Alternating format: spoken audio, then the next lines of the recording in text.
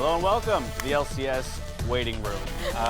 We've got an empty chair, which hopefully will be filled in the coming minutes. With my feet.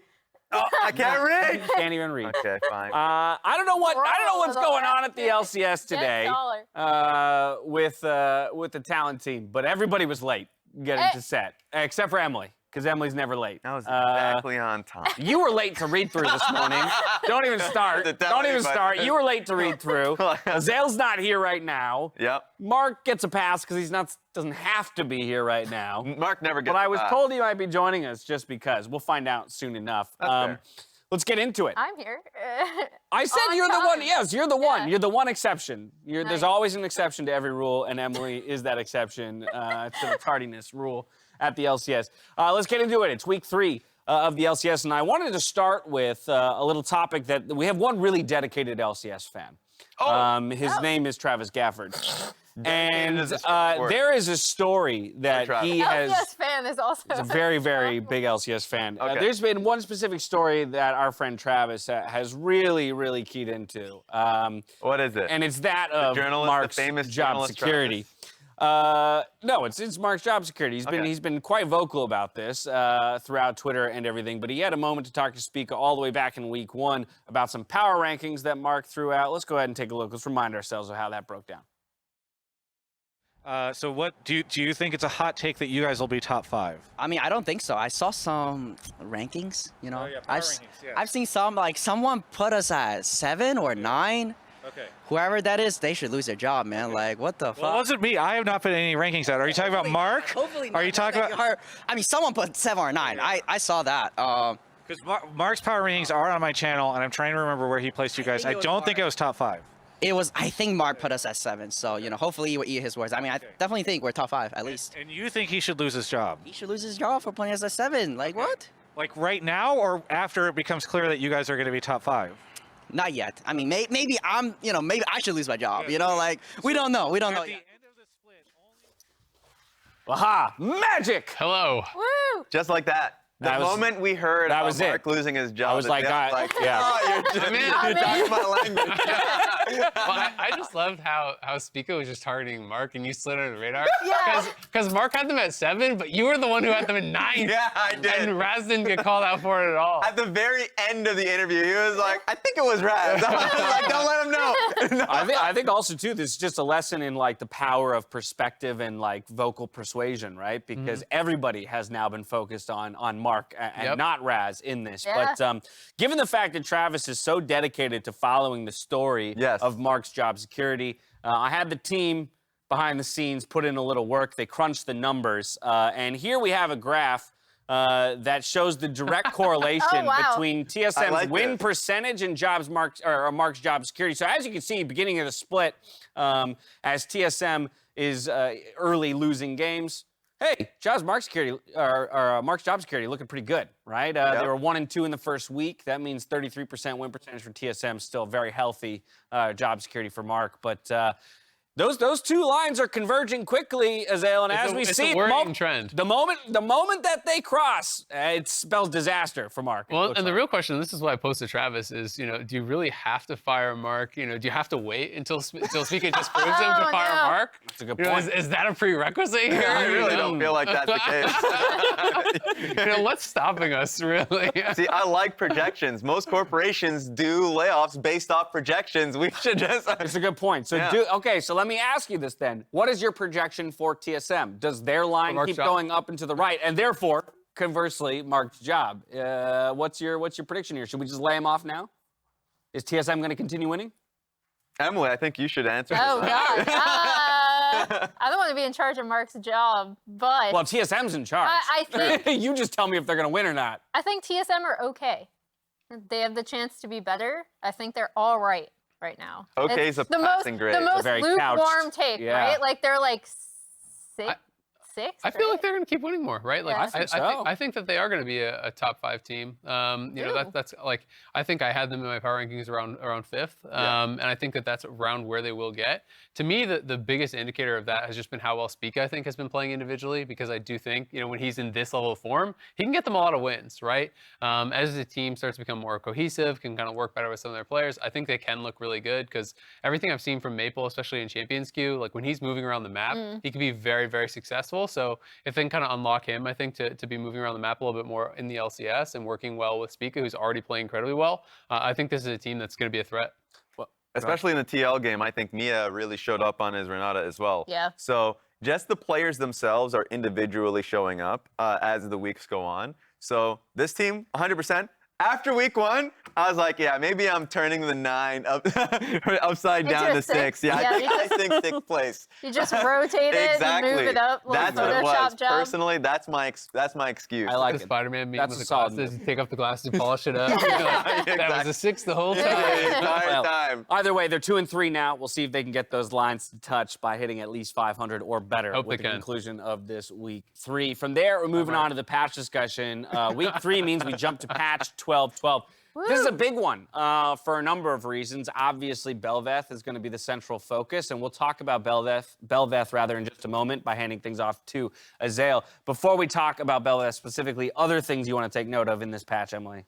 Seraphine got a buff, and she was already, let's just say, very strong in the current meta right She now. busted. Yeah.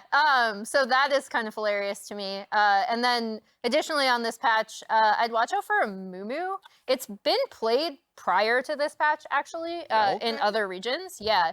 But I'm curious to see what people do with him, especially in the bot lane. And against Zeri in particular, right? Because he has flat damage reduction and that like reduces all of the individual bullets that are coming out from Zeri. So I have seen it as kind of an answer. I've even seen instead of Senna TK, I've seen some Senna and Mumu popping up in some of those style of lanes, which I do think can be pretty effective. And Bel'Veth is super strong. So I think we're definitely going to see it at least banned a lot. Yeah, and for specifically Viego getting a nerf, I don't think it's nearly enough for it to be unseat for being a first pick or like a response to the Wukong. But I do think we're seeing gradual hits to the champion again and again. This one of the biggest ones was the fact that you actually can't buffer your E with W for it to be invisible. So like things like this actually make it so it's harder to gank certain situations. So things like this just to watch out for the next few patches, because if a champion just consistently gets beaten up, especially Lucian, I think it was the base damage on Lucian as well, then it's like, okay, at some point people are going to start seeing value in other champion and the jungle diversity is going to be larger. I'm very sorry because this is a total tangent, but Azael, I'm getting flashbacks to our normal games last night in seeing the Yorick up there on that list. Yorick. And for all the buffs that Yorick got, I was the Yorick. It wasn't a good game. it wasn't a good game. It was a set of very poor games. I think last night Azael and I lost the 3 fastest normal games I they were all we like surrendered. FF. We FF'd all of them as quickly as possible. God. They were That's no one was playing well. Every game was a disaster. Every game was a disaster. Most of them We were all was terrible. due to an Alawi on the other team absolutely God. Yeah. murking all of us. Yeah, those were some of the worst games I've played. Yeah. Sorry to bring that back. I just saw Yorick and I was getting flashbacks to me trying to gank that Alawi and us just getting obliterated from the grave. Yorick, I actually think unironically is a good pick and has been a good pick for a long time, but very situationally. But because we never see it, I don't talk about it anymore because I just don't think pros are really willing to put in the time because it's so niche. But Yorick has been a really good answer to Jace for like forever. It's actually a really strong matchup in a Jace. It's a good matchup in a GP as well. 2 common blind picks in pro, but that has not changed for years and no one plays it. So, I mean, I would love, like Dokla played Yorick back in the day when he was on Optic. So I would love if someone like him were willing to actually crack it out in these situational matchups, because even if you bring it out once or twice, people cannot like, just blind pick with reckless abandon against you. Yeah, I'm looking at him or Bwipo maybe. Bwipo could Maybe to definitely pull do it out. Yeah. It was already Pros all played. think Yorick sucks. It was already played once in Academy. It was like a few weeks back. So like the fact that the champion is like willingly played by a top laner is already willingly. Well, we don't know what sort of Alright, that's coercion true. was going on there. The coach grabs his arm. You will pick Yorick. Click it. Click the button. He's like crying. I can't believe playing the champion Willingly. and stomping lane. Now the biggest piece of the patch, and that, of course, is the introduction of Bel'Veth into the champion pool. Emily, I'm going to toss things over to you. There's a lot of questions about whether or not we'll even see Bel'Veth get played, let alone what to expect if and when she does hit the Rift. Yeah, so I have a really cool, fun telestrator from Academy. I feel like I need a real big gangster lean here. It was funny because we were in our pre-show meetings. Raz and I had been talking about how OP Bel'Veth is specifically around Herald, so I actually want to bump it to Azael after this to go over the champion and kind of what she does. But with this, I'm going to be talking about how OP she is in competitive, especially around Rift, and we're going to be paying attention to what people are calling the fishies, or her little minions, because with Herald, she is absolutely bonkers. So Rosethorn, this is from the first Academy game she's played in. He's gonna proxy the wave here. They're setting up for a Herald take here. And basically, because she's able to go in, put down her fish in a minute, they're gonna be able to get a ton of damage on this turret. Her main power spikes, in my opinion, are specifically, there the fish go down, around Herald, and in particular, she makes second Herald specifically, in my opinion, so much more valuable than it was previously. I'm gonna pause it here because you're going to see again, she's gonna be able to put all of these fish down to take the turret, and she's gonna come past this second Herald take. They're gonna be able to siege all the way to the inhib turret. And a fight is about to happen, but that's not what I want you to look at. What I want you to look at is just how her fish and this minion wave are going to just chunk this turret down. Because the fight happens, it's whatever, they end up coming out ahead, even though Rosethorn is actually going to end up dying here.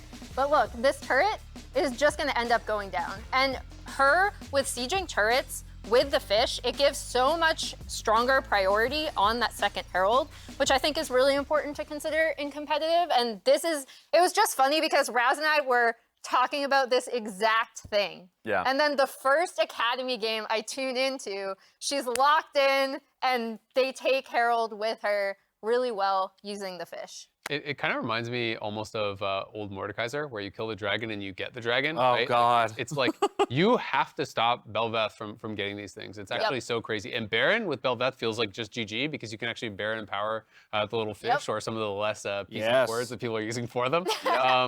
But it's like... Little fish. Yeah, little fish. Use those, yeah. The funny thing is, too, I think a lot of people don't realize that they actually spawn from your minions dying and from minions that just die in the area around you. It doesn't have to be that you last hit them, because I've heard a lot of Bel'Veth players, even that I've been playing with, like, let me get the last hits, we need to spawn these. It's like, even your minions are giving you these things. So you can have a friggin' huge army of them, Baron empowered, and just crushing. I was gonna say, even forgetting the Rift Herald, which I realize is very powerful.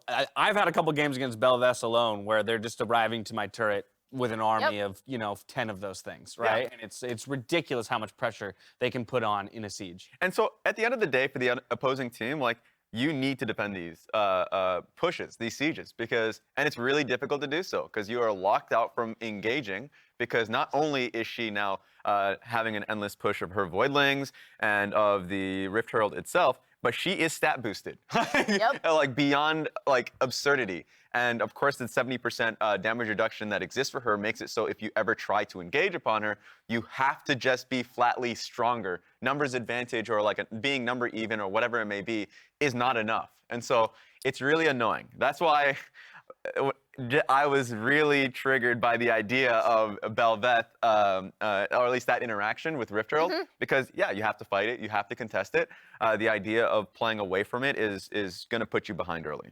Yeah, second Herald in particular, I think gets way more prio, and that's just because, for people that are wondering, typically second Herald isn't as high prio. You're not going to be getting turret plates off of it. You typically, in my opinion, you should be dropping it mid to set up for a Drake take, actually, most of the time to help push mid. But this just makes it so you can siege and inhib really early if you want to. And then additionally, on the flip side, I do think the one thing that people have said, one way to kind of like counter her is if you do pick like a super fast clearing jungler, like I believe we saw Udyr in Academy, and it was successful enough. But on blue side specifically, with the access you have, it's just you have to shut her down at those points. Otherwise, she just takes over the game. My vote, pick Malzahar and let the Void lanes figure it out. And Yorick. And Yorick, a whole bunch of minions. Yeah. Imagine them all on the same team. Oh my God! Like You wouldn't even need a minion wave to siege a turd anymore if you had all It's a three of those Pokemon battle at champions that on the point. same. The champions don't need to evolve. They just Bring stand back around the Banner's ring, you know? hand while we're at Pretty it. funny. Meet me at the Baron Pit. We're having a Pokemon battle. Here's the real question: is are we going to see her this week? We've already seen her in Academy, so you Yeah. okay? Ban list is the only place you expect to see her. I think people will play into it at least once. Okay. But now there's so much information already with Academy Yeah. and LEC. like LEC. So your bet is 1 play, 1 win, banned until nerfed. I think so. Okay. And it takes, and I think the challenge will always be certain junglers disrespecting others with like, do you think that he is a master at this champion? Because it's been out in so short notice. So the question is, which of our junglers has the biggest ego? Yes. Or which All one? of them. Yes. Any of them, junglers. quite literally. Okay, Wow. well, I, for one, hope we get to see it today before it spends 100% of its time on the ban list. Let's take a look at the standings of the league, see how the teams sit entering week 3 of the split. It's CLG, Evil Geniuses, and Team Liquid Honda all atop the table at 4-1. 100 Thieves, Soul Control, 4th place at 3-2. A whole bunch of teams 2-3. Hot in Pursuit, Dignitas, Immortals, Progressive bringing up the rear. That takes us rather to our schedule for the day. It's TSM versus EG to kick things off. FlyQuest versus Dignitas will follow that before 100 Thieves and Team Liquid Honda take to the stage. Golden Guardians, Immortals, Progressive in Game 4 of the day. And the main we event close things of the out. evening. You calling Game 5 the main event? Hell yeah! Dude, Sick game. today is got a sweet slate of games, if I do say Yeah. so myself. For me, in particular, games 1, 3, 5 are all spectacular, and then I think game number 2 of the day is a little bit of a sleeper OP as well. Yes. I just think the score lines is going to make you shy away from thinking it could be a good game, but I think that could be a particularly competitive one. It's a great competitive start to the split was one I've noticed. There's no like perfect team right now, and a lot of the teams that have started really poorly at the beginning, especially pointing out to Dignitas, had a pretty good week just last week. Nearly beating Cloud9, they should have beat them. That was actually pretty heartbreaking for them. And then nearly perfect gaming Immortals. I'm really interested in how they'll do versus FlyQuest because it's really sad to see that Dignitas really, it felt like they made an upgrade and is actually slipping in the rankings quite drastically. So I don't want them to lose the strength that they had as a team fighting team for the bot side of the map. Yeah, I mean, my big concern with Dignitas has just been, does the meta suit them, right? Because I think they needed River to get them ahead early last split a lot to be able to win most of their games, and I just think that's way harder to do in the current meta, you know, with the durability update, with the stronger towers. So I'm interested to see if any of their carries can step up. I know Blue had a really good game last week, and I think they're going to need more of that.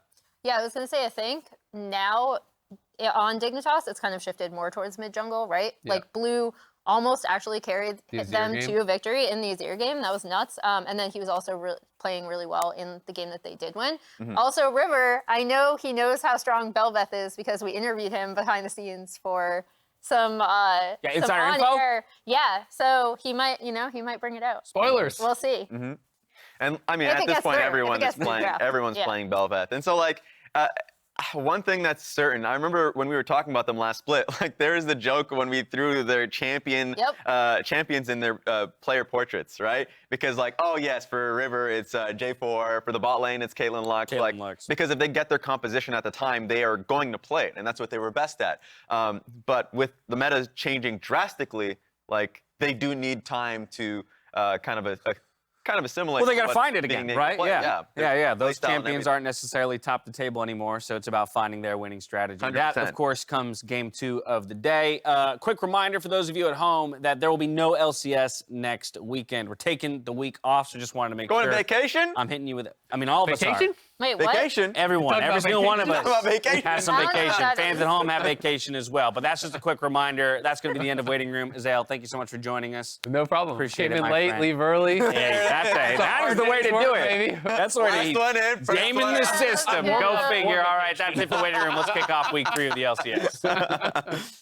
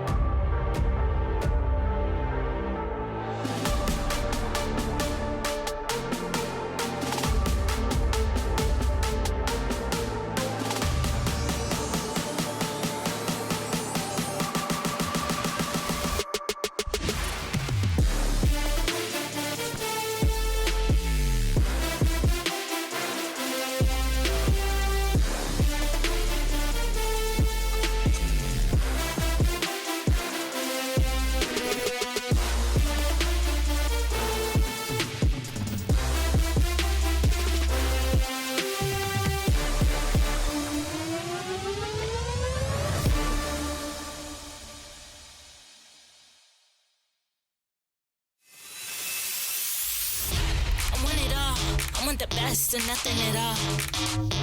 I want it all. Give me this, give me that, give me more. It is 2 versus 3. They're pushing for the win. The flank around behind from Inspired. He's coming to cut them off. Counter's gonna be safe. Body slam though. And he finds one. Takes the body. This is it. CLG are gonna get everything. Oh, hold on. We gotta look here. We're gonna look for the whoa, the hop into the kick flash. Really beautifully done. I enjoy playing against Closer. I also feel like he's one of those people when it really matters, he'll step up. And I think you've seen that time and time again. I think he's a good jungler, but he's kind of boring. He picks jungler that is annoying me a lot. You got a problem with me? Hopefully we'll play something more spicy. And I understand Closer thinks those champions are boring. You know, if that's how I'm gonna beat you, that's how I'm gonna beat you. Santorin's turned up. Goomba stomps him. Potentially CLG is a top 2 team now. It's hard to think about it. CLG end week 2 in first place. I think C9 have been looking pretty shaky. There's definitely weaknesses in their gameplay that you can exploit. Well, Blabber's going in now. They might have some problems. I'm definitely looking forward to jungling against Blabber. He's still one of the best junglers in the league, but he also hasn't been looking too hot recently. I think that CLG didn't get lucky, but they won't keep winning, and they will eventually go from first down to 5th, 6th, where they belong.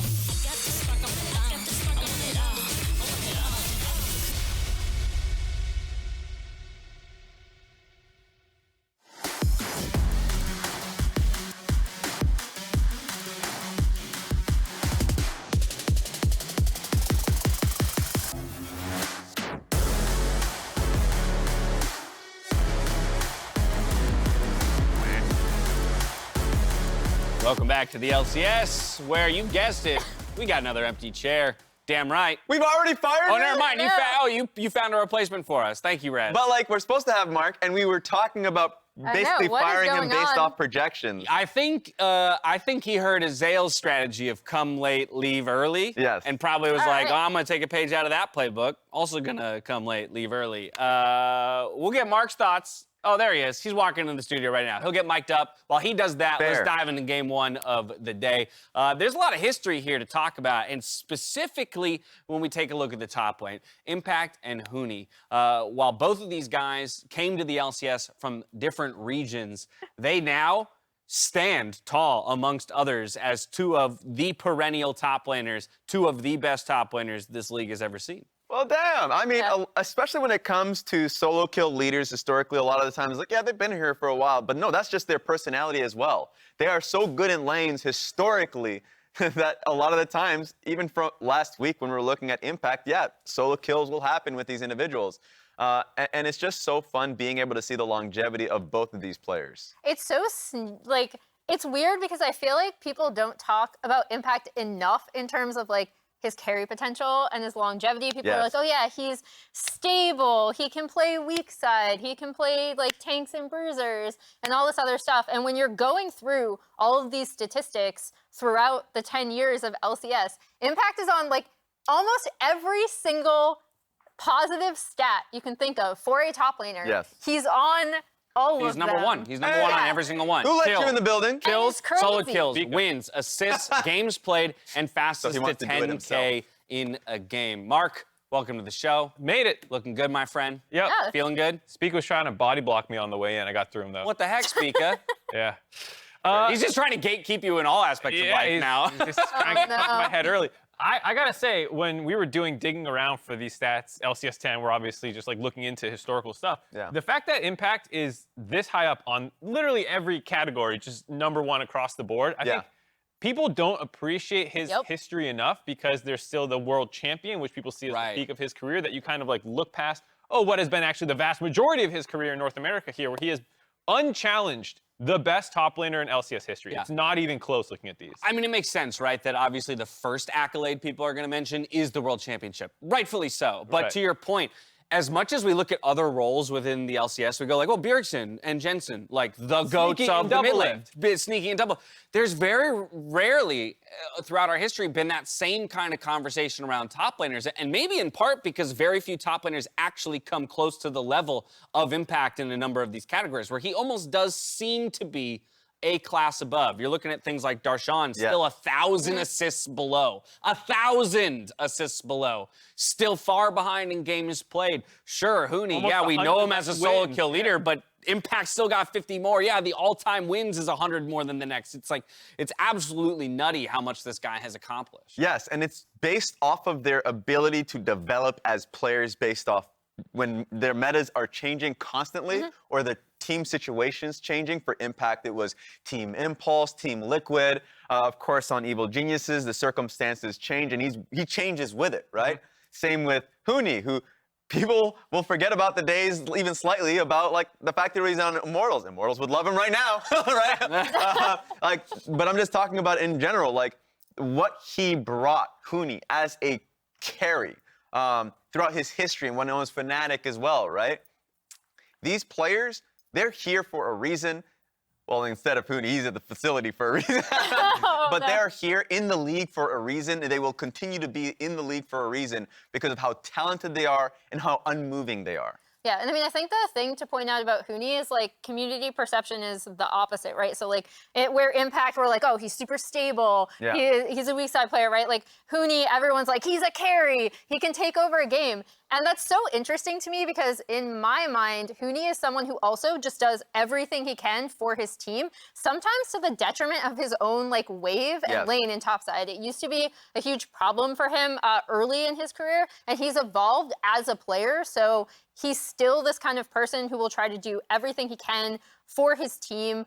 He works super well with Spica recently, and I think he, along with Spica, kind of the two like rocks of TSM right now. I also think he's the only person who can possibly catch Impact at all in the contention for top LCS player all time. I mean, Hanser and Darshan are obviously in that conversation as well, but Huni's still active, and he also took a lot of steps away from the North American scene where other people were playing here. He was in Europe initially, came to NA, went back to Korea, then came back to NA. So he's a world-traveling top laner who all of his stats, when you combine them across leagues, would actually put him in this contention. But this is just LCS stats. So he is hampered a little bit in these categories by how wide traveled he is. Well, both have absolutely stellar and storied careers, but today they go up against each other and only one of them can get the dub. So the question remains, who will it be? Is it going to be TSM continuing to climb up and to the right and pushing Mark's job security down and to the right? Or is it going to be the other side of things here? Show us the 3 EGs, please. Yeah. Really? Is that what you think? We all know. All right, Mark. By the way, they don't know what each other's predictions are, but I'm curious. Show them all at once. Let's see what we got. Is Mark correct? Are all of them going to EG? Yeah, there it is. Yeah, wow. No Come on. I was all excited. Normally when they say, like, go to predictions, it means maybe there's something a little... You think I'm a high roller? Now Spica can flame all of us. That's true. Together. When they win? Yeah. We're just setting up the I'm on Spica's side. It seems like he has an undue amount of sway when it comes to us keeping our jobs at this point. So I'm going to go ahead and say TSM's going to take this one. As we head out to the arena, Global Vet Maple tells us which LCS laners he's got his eyes on. Check it out.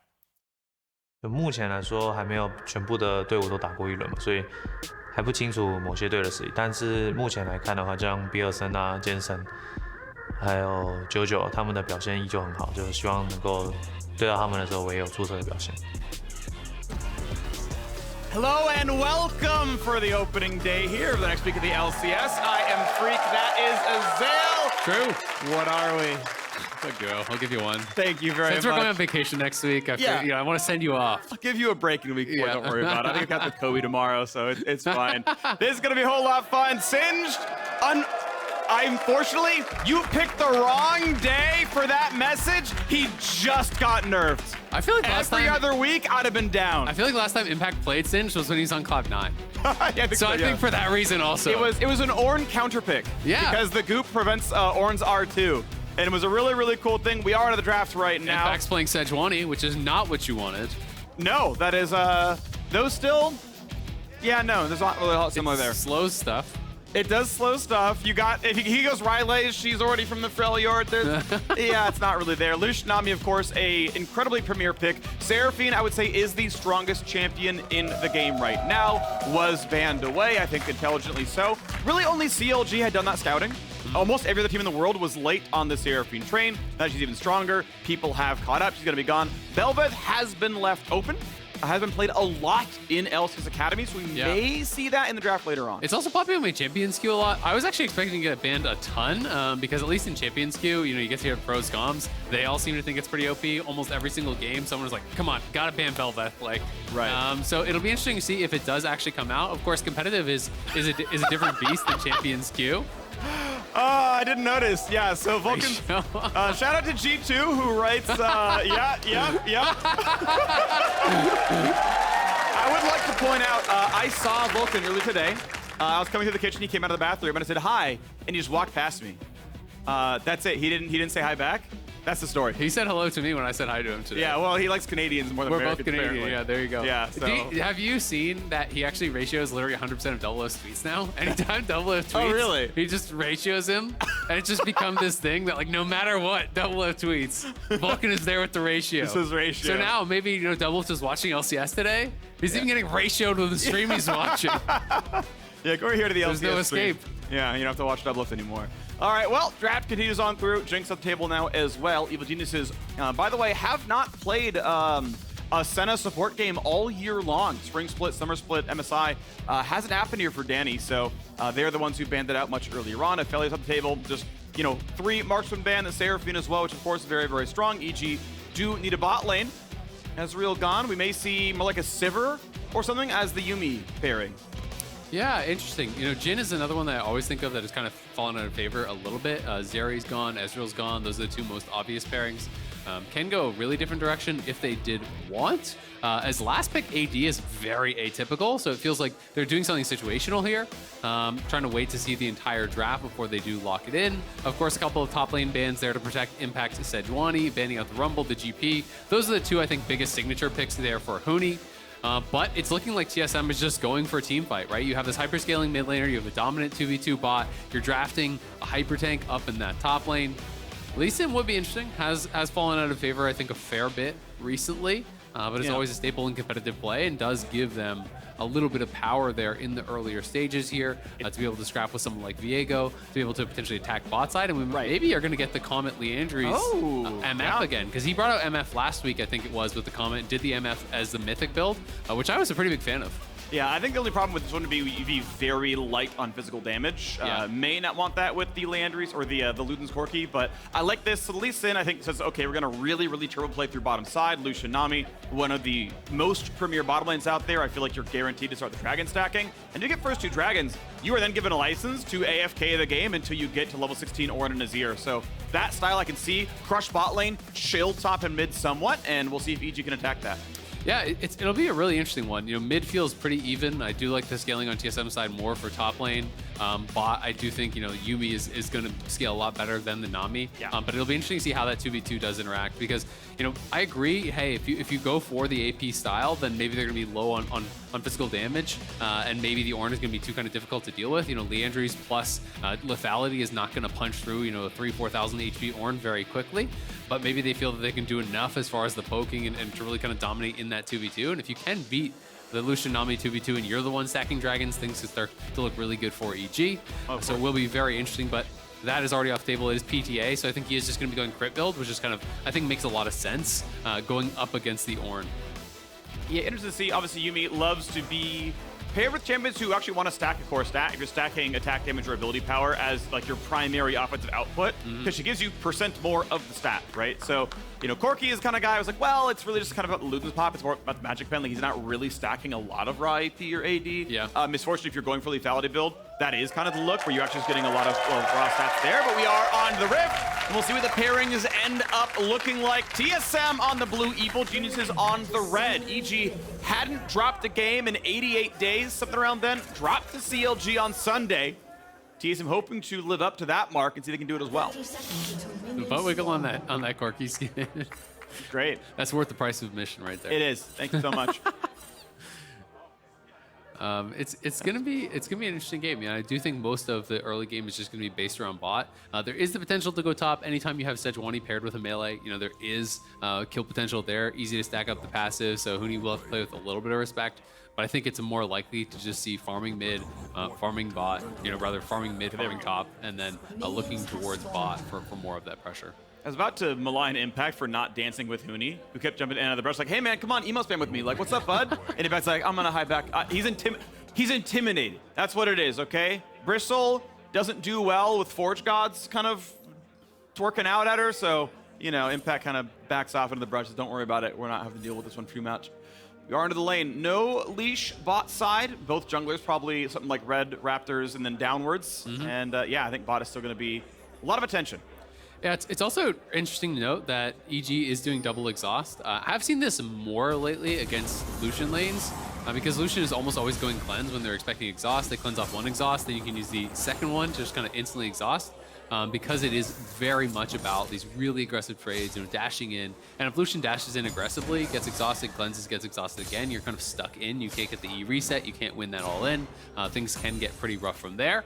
As we see jojopyun taking a nice trade. Ignore the CS is bugged.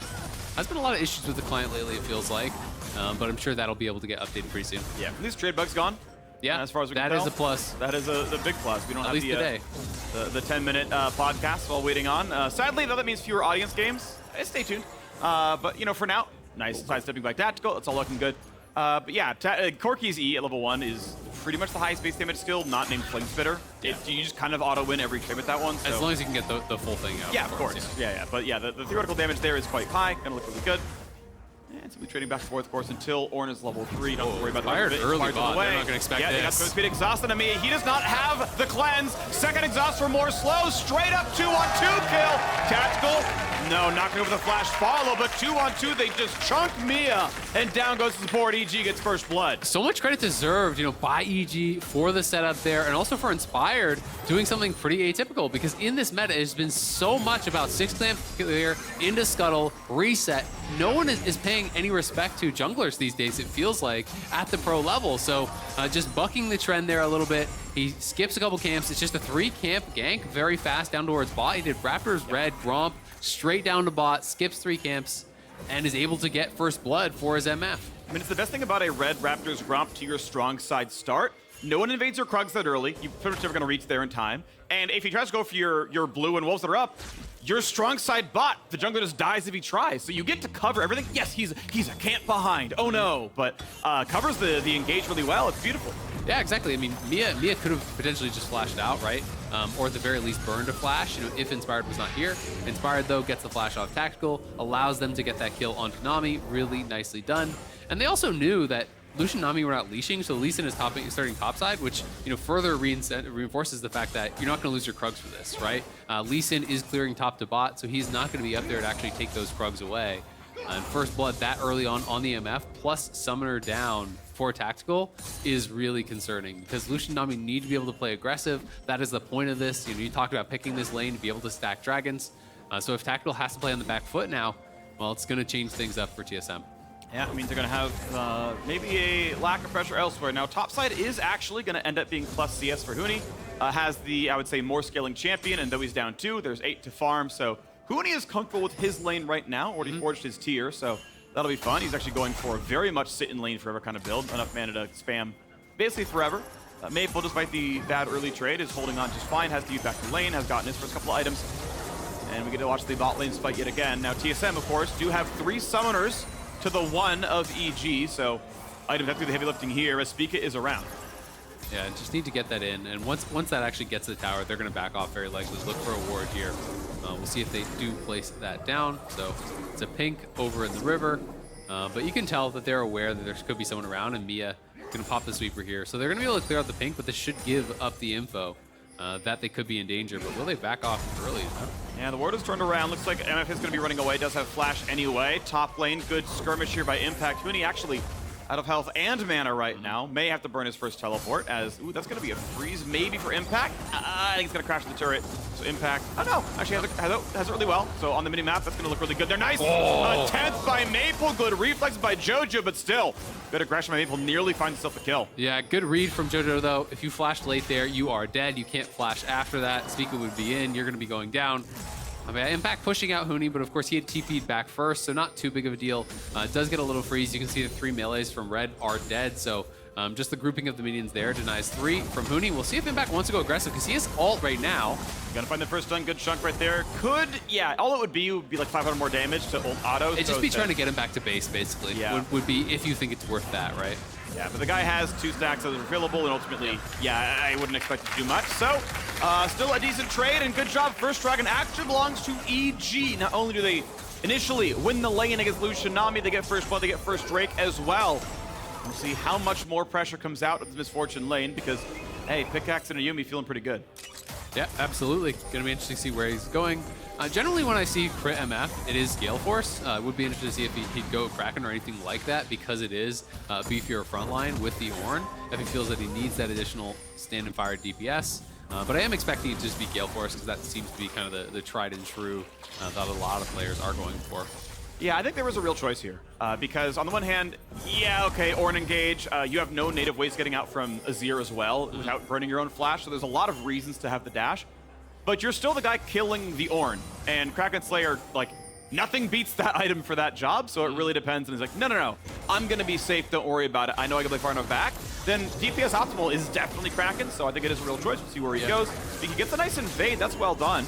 And that's gonna be red steel. It is always really interesting, right? Because there's multiple schools of thought. Oh, nice collapse here. Impact's waiting. Initial stun is there, level 5. Spica gonna get hit up for a bit, and they're gonna just chunk down Mia already. Knock up from 1, but Huni's gonna get nothing else done with this one. Inspired. Of course, level 6 could almost find himself a kill. Won't be enough to kill off Spica, but still trading in with Huni pretty well. Goes for the ulti, decent damage. Stun not in range for Impact. It's so short range.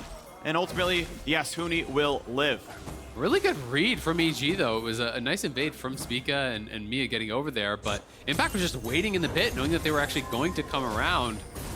And there with the punish, the additional members get out, but they get a kill back, which is obviously very positive. And now going to go in here, try to look for a little bit more damage. Mia straight back to top was not expected. Yeah, 3v1, so yeah, gonna flash away, because Spica's E-slow might have been enough to follow up with maybe a Q and a Q, like Warthog, a kick back, that would have been a kill, so Inspired forced to flash away to stay safe, but it is a 1,000 gold lead still. And Tactical is going to be losing on the bot side, right? They could actually potentially threaten to zone him off this a little bit. We'll see if they can deny any of the CS, because Mia went top, died, and then ran straight back top. Doesn't feel like they're comfortable to look for anything. If there were 6, I think they would actually try to potentially pull off the dive, but because they are not, they are going to play this a little bit more safely, but still some of that farm will be denied. You can see about a 10 CS advantage there, 11 at the end of things prior to this wave being soaked up. Right. So nice little edge for Danny on the bot side, plus the first blood means he's going to be a significant amount of gold up. Speaking of Danny, I want to point out good little mechanics here. So when you're trying to attack someone under the turret, right, Tactical's on the turret. And turret has like 200 more range than pretty much any champion, obviously more if you're melee. But turret has like a second and a half between shots. So if you wait until it just shoots a minion, you can auto Q and then drop aggro before the next shot comes in. Because you saw Danny did like 200 damage and then just didn't take a turret shot back. And that is timing the actual turret shot, saying, okay, here's my window, okay, back out. And you can do that every turret shot if you're paying attention, and that was good play. As a pro, yeah, you expect it, but for you at home as well, again, time it between the turret shots. As soon as it fires a minion, take your shot, walk back out, no repercussions. Absolutely, and he's playing right on the edge, and the tower will kind of like acquire aggro on you. You get that little highlight, the little warning sound, but you can step right back out, as you say. Playing that very well, just trying to pressure as much as they can, as Jojo looks like he's going to get his first blue buff of the game. Mid lane, just kind of farming it out pretty easy. Early Hex Drinker has become very standard for Corki. Some people do try to just skip it, go a little bit more greedy, and just try to rush towards Muramana, Manamune a little bit more fast. But I think because his flash was burned earlier, maybe felt, hey, I need to pay some respect over and still get this early Hex Drinker. Yeah, because the only real magic damage threat is the Azir, and Azir's not exactly lane bully, so I think there was credence to going for greed, but not a problem to say, no, we're going to make sure I don't get traded back. And I will say later on, I do find Lucian Nami, like the burst, has a decent amount of magic damage with the Imperial Mandate and the Electrocute and the E-proc. So like there is going to be some value, you know, Ornn, etc. But definitely it's the vast majority of it is just shots there, turning the blows back and forth. Keep in mind, of course, Yuumi has some passive health regen, so happy to take a few cooling shots. There again, Danny gets the auto, drops aggro, no problem there. Again to Mia. And of course, MF has so much move speed, makes it even easier, and still just finding the shots in. 2 turret plates down to the bottom side. They did have Inspired waiting for a second. Wanted the root into the ulti. Could have meant the kill. Mia able to drop that one, but they could have more. Low health bars. Inspired does not go for an ulti kill. No flash. Could not find that one on Mia anyway. Nearly finding kills with the tower, but TSM survived. Yeah, they do survive, but again, it's just slowly expanding this CS advantage. It was about 10, 11 earlier. Now it's another 4 or 5 in their favor. So looking pretty good down on that bot side, just trying to pressure them as much as possible. If you get a kill, it's a huge win. But even just the 9 kill that farm is going to be nice. Ornn! Tries his best. I'm just so glad to have y'all back. Thank you so much, by the way, tuning up. You sold all the tickets today and tomorrow, and I appreciate y'all. I want you to know that. But Ornn chants every time, all right? I want to hear it loud and proud next time we get the Ornn horn. The Ornn horn is definitely one of the best sounds in the game. I really enjoy it. Yeah, it's very iconic. I feel like that was more like a walrus. Yeah, I'm not a voice actor or a special effects artist or a Foley artist. True. Yeah. Bam. Not much of a caster on. You know, on the list, casting's the best of them. The bar is set low. Second dragon claimed, the Inferno blazes, and jojopyun just calmly walks back to the mid lane as he sees Maple. By the way, do you have an affinity for Maple just because you're Canadian? Can't say. I haven't really thought about it too much. Me either until exactly this moment. Yeah. But I'm like, while we're off topic. Yeah. How do you feel about Maple? I mean, I think he's a fun player. Great. I feel like I have more of an aversion to him because of all the times he's beat us internationally than really positive because of his name. Fair enough. All right, well, Midwave takes a bit of damage. Good job by TSM getting the first Herald. That is going to be an easy kill on tower if they get second Herald. Otherwise, honestly, a decent look later on. Impact. Oh, Impact goes for the flash stun. Oh, it's going to land for a bit more. Will they follow through? They don't want to go into Maple. He's a bit too tanky. Has ult, has flash, and Inspired would get a one-way trip into the turret and the ground. So stays back for now. Maple even saving his own flash, able to jump over. Danny just didn't quite have his ultimate as well, so they will lose a plate for the roam. Nice little attempt there, though, from Impact. I like that he is being active with the ultimate. The first move over, intercepting Spica after his invade. Spica trying to get aggressive now. I'm not sure if Inspired actually saw that ward go down or not, but could have an idea that he's in the area. And Mia, again, being pretty active. Was quite active for them last week. Yeah. Not someone that you expect to be as active when they're playing the Nami, though. Generally that pairing is all about the lane bullying. But I think because the early lane went bad, they no longer thought they could win 2v2. So they're saying, all right, you have a Yuumi. I'm just going to move around the map, and we'll try to get things done over there. Yeah, I mean, they've at least seen, right? They still have a power point to play around, so it's not Lucian. They have a second champion, and yeah, I think it was really wise. I think it was very smart. Didn't amount to a ton, but it did mean that Herald, which obviously brought the gold lead down a little bit here. We move on 3 minutes, the next Drake shows up. EG actually stacking them relatively quickly. It'll be, 17 minutes and then 22 if they want to rush like a Dragon Soul. That is very, very fast. I think sub 25 is always just breakneck pace. Yeah, and I think Infernal is really nice with their comp. They have a couple of easy ways to proc it. Obviously, the Corki rockets, the MFE, Vulcan playing the Yuumi. That's really easy with Prowling Projectile. So I do think they have a fair bit of poke that they can actually make use of that with. So I do expect TSM to try to fight at this next Dragon. They've all got their Mythics now except for support, which is kind of expected. So I'm going to be interested to see what the setup will look like. Also, I think JoJo's package won't be available because I do think he had it a little bit too close to this Dragon. So it should be a pretty good setup for TSM, all things considered. All right, we'll see if it comes through then. Leandry's, of course, done. As we check the Mythics, it is double Kraken Slayer actually on both sides. There are some very tanky frontliners, and though Azir certainly has good single target sustained damage, it is still tactical going for the best auto attack damage you can go for here, less so for the assassination. That one, a little bit more surprising for me, just based compositionally, but again, still has a lot of value if he wants to, punch through the front line. I feel like maybe he's going to think he has to kite back, right? He can't run through the Sejuani and the Viego. And if that's kind of your read, that, hey, I can't walk forward into Yuumi ult and MF ult and all this sort of stuff, I'm just going to hit front line anyway, then I think it does make some sense. And I did check in, jojopyun's going to be about 30 seconds away from package when the Dragon does spawn, so should not have it for this fight unless for some reason it's very, very delayed. But both teams already getting quite active around the river here, trying to set up their vision. It is EG that has the vision advantage for now in that bottom side river. But Spica waiting around in the wings, and you can see the little exclamation point appears over Inspired's head, so he knows that he is on vision in that side brush and not feeling confident to clear it out just yet. Indeed. Minute 18 to go on the Drake. I want to shout out Maple. We had the FTX total gold graph a second ago. Second place in gold despite being against a first blood misfortune. He's actually farmed up incredibly well. Yes, was donated a turret plate thanks to the Herald charge from earlier, but has done a really, really good job of getting great numbers overall. And I mean, Azir is going to be the guy who wants gold the most on his team, so he's farmed really well. That's actually an incredibly important metric for TSM success in the mid game. I mean, both the mid laners have a really fast clip of farm. I think we've just kind of gotten a little bit numb to how good people are at farming, because it's like, it's not 16 minutes, and by 16 minutes, both mid laners are going to have about 170 farm, right? You know, so they're already well above the 10 CS per minute benchmark, which used to be considered very impressive. Yeah. So farming really, really well here. You know, managing of camps, going to be able to grab that first tower, though. Solo gold for jojopyun is a big deal.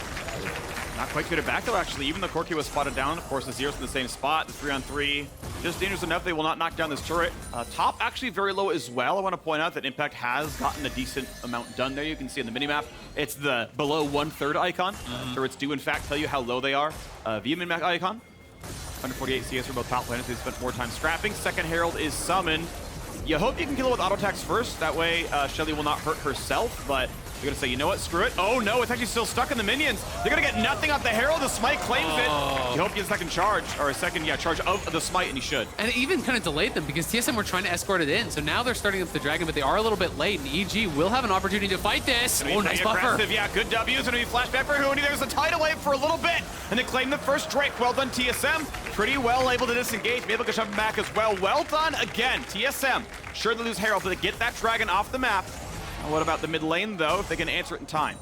Yeah, EG just not able to find a way in. Inspired trying to zone them out a bit, but you can tell they're not actually going to commit towards that mid tower. They're sending Jojo up towards top to push that in, potentially look to attack that top lane tier 1.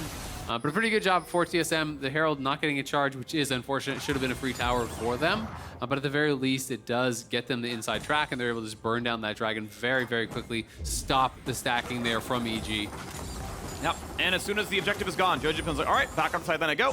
As you mentioned, package not available. It's probably one of their best ways in. Yeah. Keep in mind, Sejuani is the only hard engage on this team, and Huni just did his job of like, I walk up, I press W, you stunned me, that's cool, flash safety, we're good. And outside of stunning and trying to actually punch through an armor stacking Ornn, there isn't an engage. And it's like, well, package would be the other way to kind of separate that and make something kind of spicy happen, but as you mentioned, it was down. Yeah, and I think it's also really important, you know, as these style of compositions, be first their own nice kick flash. Forward hop kick flash, but will not land. And so flash safety is going to be enough. Even the red buff claim goes right back in. Danny, he's going to live, and Spica will not. 7th place may be your destiny after all. Inspired not going to find the target, though. Be careful. Gets right back in on Lucian, and it's going to continue on. Sejuani knocks down Mia, and jojopyun has a stopwatch for a minute. Will it be enough, though? Maybe going to come back in and flash of safety. Soldier's not going to have it happen, and TSM wanted the play. Spica almost got it, and they're going to get nothing. A 5-for-0 final at ace to EG. EG's team fighting is too damn good. None of them go down. Clean ace there. Danny stayed around that whole time with no health, even waiting for the perfect moment there to go back in and help to kill off Maple. 1 exhaust is good, but 2 exhausts are better. Spica going back in, got baited by the exhaust, couldn't get the initial kill. And EG slink out of there with low health bars, but a massive gold advantage. They're gonna be able to take this tower down. That puts the FTX gold advantage up to about 6K. And we have not yet crested the 20-minute mark. EG, man, their team fighting is just next level. Yeah, oh man, what a really good fight. So let's watch this again. So close on the bubble from Mia. Yeah. He was able to flash, it doesn't matter where it was aimed, he could always have flashed that. Yep, so he takes the Q back in, but the exhaust is there. Inspired is in the area. The ulti comes through. Look at this culling from Tactical, just barely misses the last bullet. Then Danny's sidestepping the ulti on the top side. Tactical has gone very aggressive here. He flashed in, he already used the cleanse, so Jojo comes in, does get the kill. The Hex Trigger, though, and the perfect timing stopwatch, which was available, buys the time to get him out. He flashes over the wall. Vulcan is there with the heal, as Maple's committing to try to kill Jojo. Danny stayed around the entire time, biding his time, waiting for that moment to rejoin the fight. He comes in, helps to finish it off. You know, EG just playing to the very nice edge in that fight. You know, these players know their limits, and are using their cooldowns perfectly, and it's just got to be so frustrating for TSM.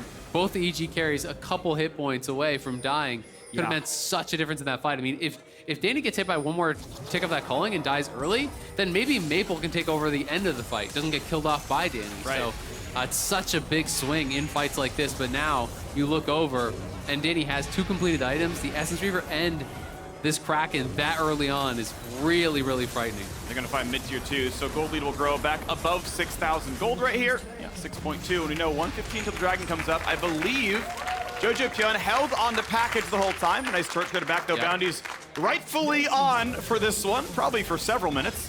But question is, are TSM willing? No. And you can see, yeah, there's the on the way ping of top outer. I think TSM, in all cases, should always try to trade for top outer, and if EG play greedy, top tier 2 for a dragon. I mean, this is what I always think about, right? You just look at item completions, right? And you start looking at these kind of like key members, even across the board here, mid lane, of course, that is more at parity.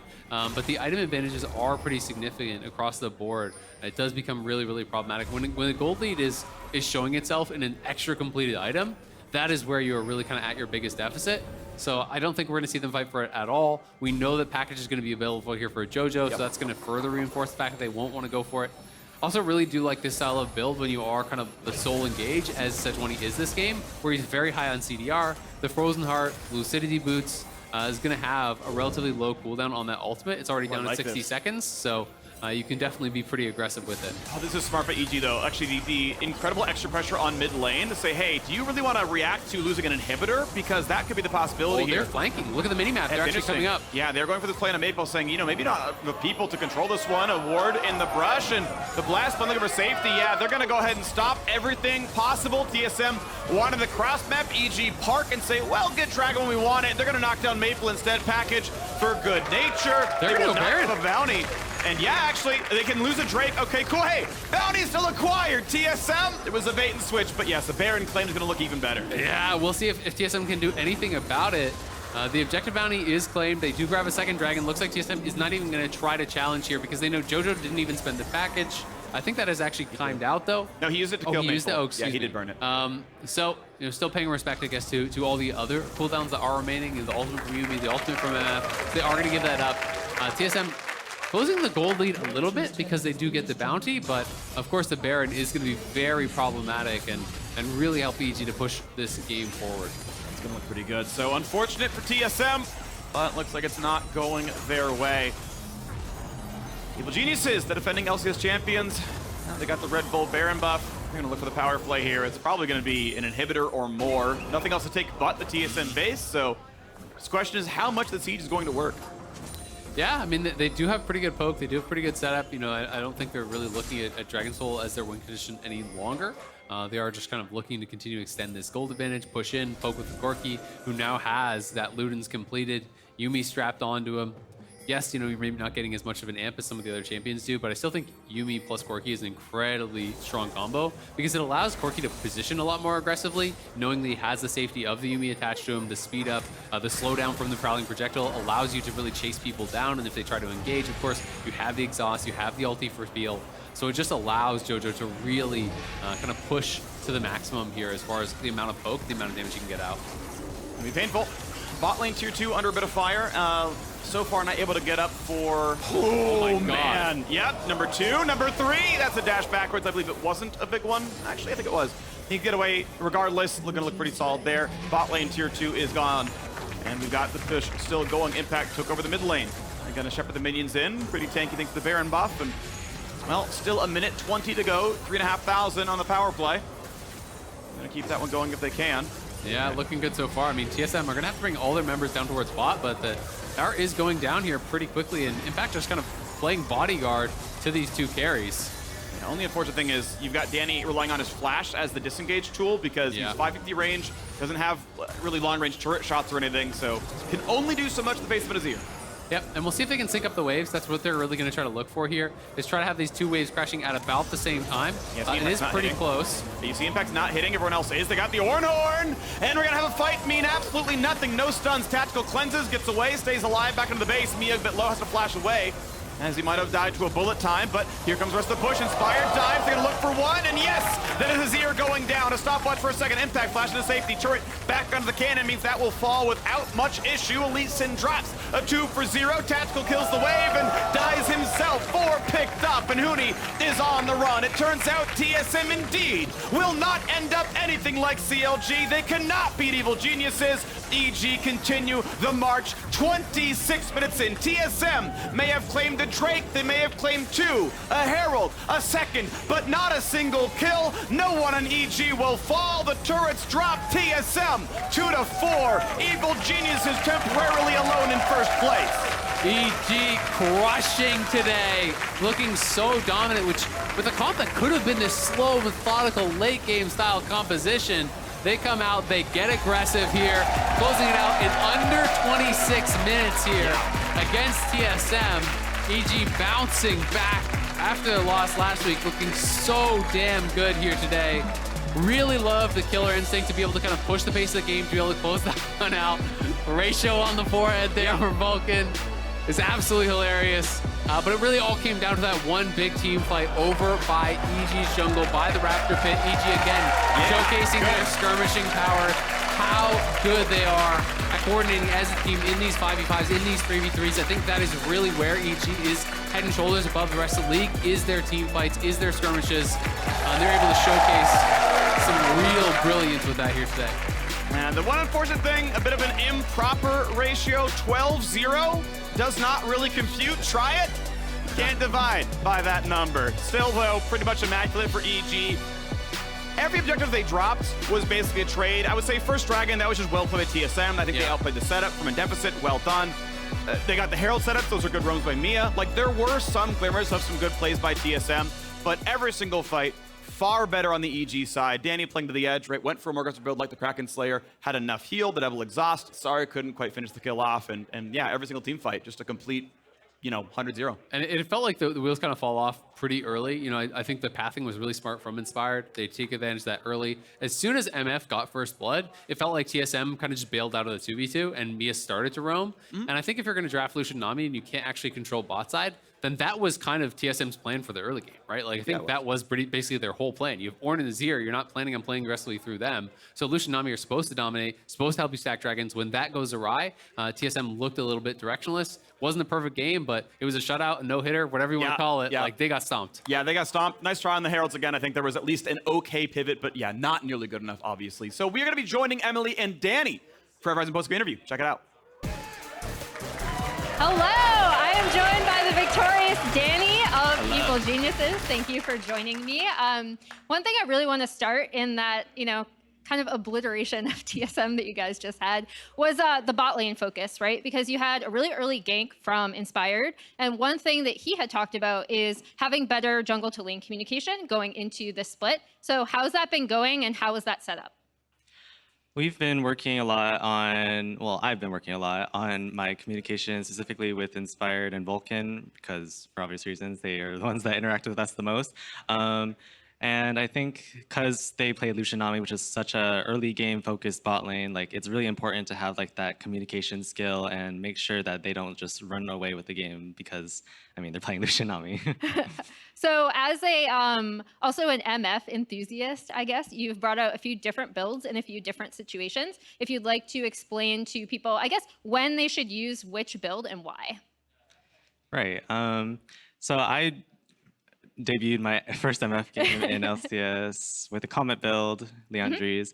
It was into a team that I couldn't really auto-attack as much, and that's why crit or lethality might have not been like the best option. So I chose to go for like a longer range E-poke build, and in this game I can actually hit them because they have Lucian, Ornn, and Lee Sin, which are mainly like melee kind of focused, and we also had Corki, which was nice to deal with the Azir. So just depends if you can auto-attack or not. Nice. Absolutely makes sense. And then lastly, I think you specifically have talked about this, I guess on Twitter, your team has talked about it, in terms of having a slow ramp up through summer. Obviously that hasn't happened because you guys have been crushing it. So I guess just generally, how has the team still been recovering, having returned from MSI with such a tough schedule? And then what has been behind your overwhelming success? For me, I think most of my success just came from trying to ease up my own schedule a little bit. I don't like grind a whole lot of League lately, but looking forward to like changing that after the break, the 1 week break that we get. It's just really nice to ease out after like such a strenuous schedule like MSI. So, anything cool planned for the break? Going home with my family. Oh, awesome! Congrats, that's cool. Well, have a great time, seriously. Enjoy your time off. Thank you so much for joining me, your substitute interviewer for today. And on the other half of the break, we'll be back with the State Farm Analyst Desk to preview FlyQuest versus Dignitas.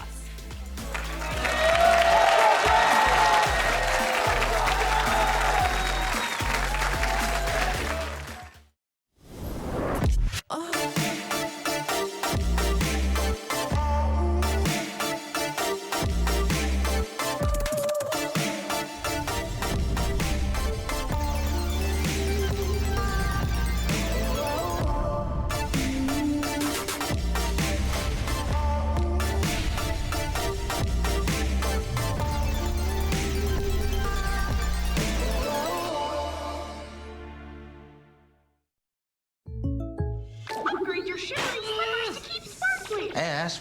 What's your plan? A new and very serious game, Jake from State Farm, but these in-game purchases are wrecking my wallet. I can't keep sparkling, Jake. I need a sparkle. State Farm has options like combining home and auto, so you get a rate that fits your budget. Very nice. The gameplay is really strategic, I swear.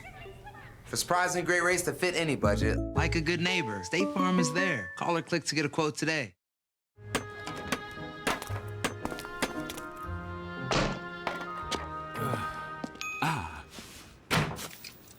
Red Bull gives you wings.